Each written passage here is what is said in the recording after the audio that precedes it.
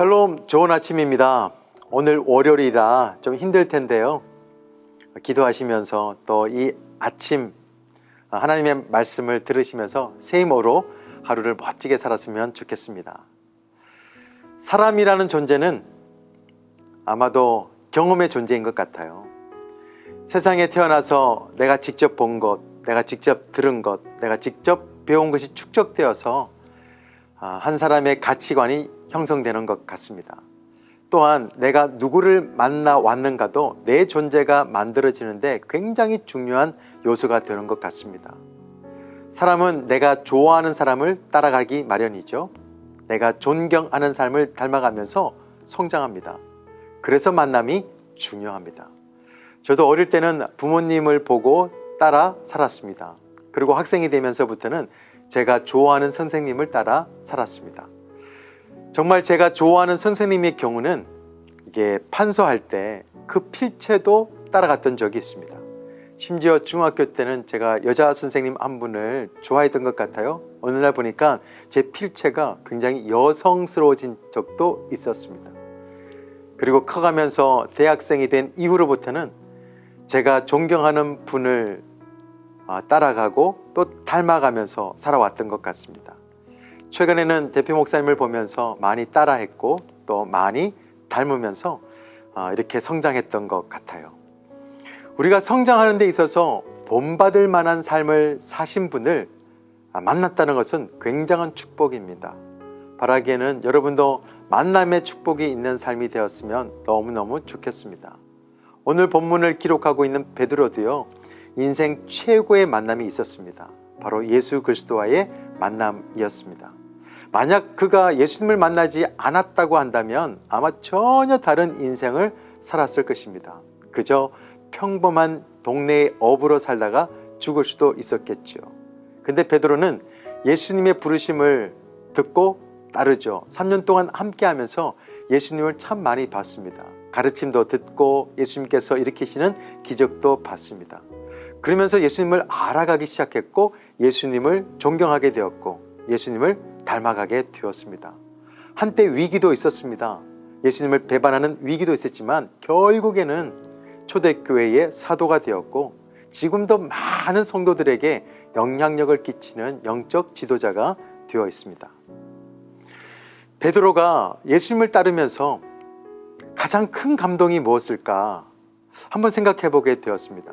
제가 생각하기에는 예수님께서 하나님의 말씀대로 사신 그 삶이지 않을까 이런 생각이 들었습니다. 세상의 사람들과는 전혀 다르죠.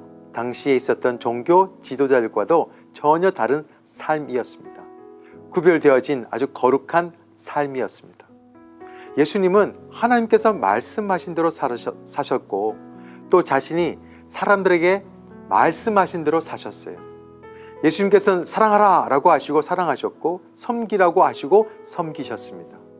특히 오늘 본문에 보면 베드로는 예수님을 보면서 잊지 못했던 장면 하나가 생각났던 것 같아요. 13절에 보면 너희 마음의 허리를 동이고 라고 하는 표현에서 읽을 수가 있습니다. 베드로는 허리를 동이고를 기록하면서 예수님의 세족식 그것을 생각하지 않을 수가 없었을 것입니다. 예수님께서 수건을 허리에 동이시고 자신의 발을 씻기시면서 섬기시는 그 모습 평생 잊을 수가 없었을 것입니다. 좀 있으면 성탄절인데요. 저는 매년 성탄절이 되면 가정에서 우리 아이들과 함께 세족식을 합니다. 사랑하는 아내의 발을 씻겨주고 자녀들의 발을 씻겨줍니다. 또 자녀들이 저와 엄마의 발을 씻겨주고 수건으로 발을 닦아줍니다. 한 해 동안 서로를 사랑해서 참 고맙다. 그리고 또 새해에도 서로가 서로를 섬기면서 살자. 그런 마음을 세족식을 통해서 전달합니다. 섬김의 좋은 모습이 세족식이잖아요. 이 섬김의 생각은 사실 세상의 흐름과는 역행합니다.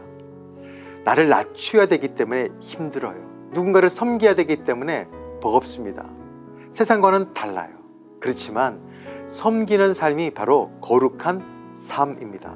그래서 베드로는 레위기의 말씀을 인용하면서 이렇게 우리를 권면하죠. 15절 말씀입니다. 오직 너희를 부르신 거룩한 이처럼 너희도 모든 행실에 거룩한 자가 되라. 하나님께서는 우리가 세상 사람들과는 다른 삶을 살기를 원하죠. 심지어 세상 사람들도요, 예수를 믿는 사람들이 자신들과 좀 다른 삶을 살기를 기대하고 있는 거 아시나요? 다른 사람들의 삶에 영향력을 주는 영성, 이 영성은 우리의 삶입니다. 삶이 곧 영성이에요. 또 그 삶이 열매입니다. 그 삶이 축복이에요. 사랑하는 꿈의 가족 여러분, 섬김으로 가르친 것만 남습니다. 사랑으로 보여준 것만 남아요. 본문에서 쓰여진 동이다 라고 하는 이 동사의 이 원어의 뜻은 뭐냐 하면 어떤 일을 할 때 단단하게 허리를 졸라매다 라는 뜻입니다. 섬김을 위해서 결단과 의지가 동반되어진다는 동사입니다. 베드로는 또 한 번의 동이다를 사용하는데요, 베드로전서 5장 5절에서 서로 겸손으로 허리를 동이다, 이런 말을 사용합니다. 여기서 허리에 동이다 라는 것은 노예들이 자신의 하얀 스카프로 허리에 동여 맸다 라는 뜻인데요, 자신이 어떤 존재인지 어떤 신분인지를 알려주는 것입니다. 제가 바로 종입니다 라고 하는 의미가 허리에 동이다 라는 의미 속에 들어 있습니다. 예수님께서는 허리에 수건을 동이시고 섬김의 종으로 삶으로 제자를 섬기셨습니다. 예수님의 거룩함은 여기서 드러나죠. 그의 삶을 통해서 드러납니다. 그 거룩한 삶이 사람들을 변화시켰죠. 변혁시키는 능력이 되었습니다. 우리가 거룩한 삶으로 섬기는 종으로 살기 위해서는 어제의 말씀을 되새겨 볼 수 있어야 합니다. 남은 자들의 결론이 뭐였죠? 이기는 자가 되고 또 하나님의 영광과 하나님의 명예를 누리는 자가 된다는 것입니다. 이게 남은 자들의 결론이에요. 이 결론을 확신하면서 믿고 산다면 얼마든지 섬김의 삶을 살아갈 수가 있습니다. 오늘 하루도 단지 나의 유익과 가족의 이익을 위해서만 살 것이 아니라 어제 말씀을 나눈 것처럼 지혜로운 남은 자가 되어서 하나님을 잘 섬기고 또 누군가를 잘 섬겨서 선한 영향력과 열매를 맺힐 수 있는 성도가 되기를 소망합니다. 자, 오늘 하루도 겸손으로 허리를 동여보세요. 그리고 마음의 허리를 동이셔서 삶이 영성이 되게 해보시기를 바랍니다. 신앙생활 하는 거 굉장히 멋집니다. 잘하는 거 너무너무 멋집니다. 그런데 더 나아가서 우리의 생활이 신앙이 될 수 있는 정말 수준 있는 믿음의 삶이 우리 꿈의 교회의 모든 성도가 되시기를 예수 그리스도의 이름으로 축원드립니다. 기도하겠습니다. 좋으신 하나님 아버지 감사합니다. 우리의 삶이 누군가의 능력이 되어지고 누군가에게 힘이 되어지고 누군가에게 길이 되어줄 수 있는 삶이 되기를 소망합니다.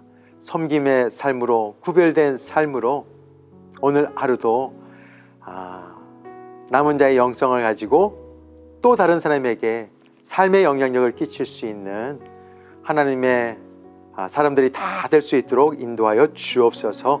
어렵고 힘들 때마다도 하나님께서 나와 함께 하심을 믿고 당당하게 오늘 하루도 살아낼 수 있는 하나님의 자녀가 다 될 수 있도록 도와주옵소서. 예수 그리스도 이름으로 기도드립니다. 아멘. 주보혈 날 정결케 하고 주보혈 날 자유케 하니 주 앞에 나 예배하는 이 시간 나의 모든 것을 주께 드리네. 주의 손 날 위해 지키셨고 주의 발 날 위해 박히셨으니 이제는 내가 사는 것이 아니요 오직 주를 위해 사는 것이라.